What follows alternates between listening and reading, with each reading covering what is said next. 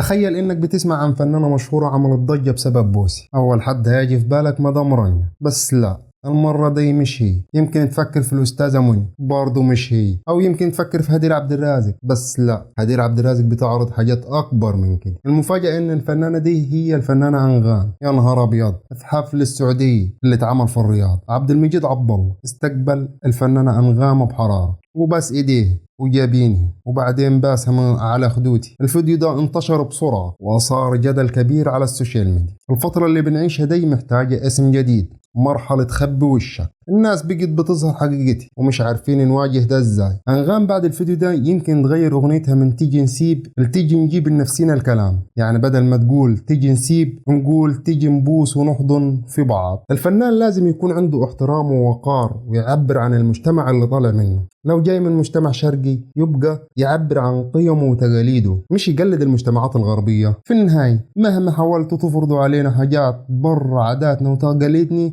مش هنمشي وراكم. لازم نحافظ على هويتنا وقيمنا. ده كان ملخص للجدل اللي حاصل حوالين أنغام وعبد المجيد عبد الله. سلام.